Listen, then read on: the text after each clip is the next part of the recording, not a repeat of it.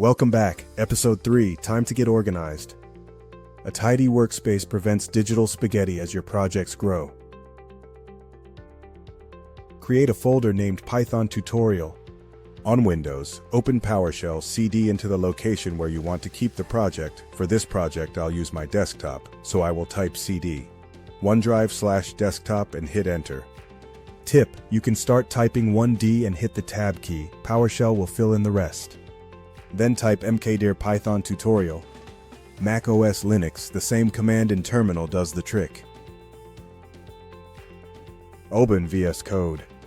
Click File, then click Open Folder, and select Python Tutorial. The Explorer now shows a Welcome tab. You can unselect the checkbox Show Welcome Page on Startup if you don't want to see this Welcome tab each time you open VS Code.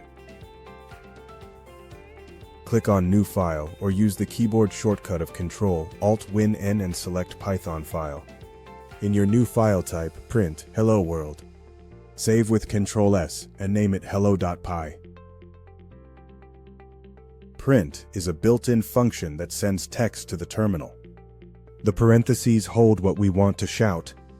The quotes tell Python it's a string. Run the file with the play arrow. You should see Hello World printed in the terminal. An alternative is to open terminal by pressing Ctrl-Shift backtick, or using the menu then typing Python hello.py and hitting enter. Both options will run hello.py. Tip: in the terminal that VS Code opened, type CLS or clear for Mac OS Linux to clear the terminal between runs. A clean console helps you notice new output. Enable autosave from the File menu. VS Code now saves changes every time you pause typing. No more forgetting Ctrl-S. Optional: install the Code Runner extension for one-click execution of small files. Great for quick experiments outside main projects. Keep project paths short, no spaces, and avoid special characters. Long or weird paths can break scripts when you share code across operating systems. Challenge: see if you can change the print function to print your name. Then add a second print line to see how multiple statements appear in order.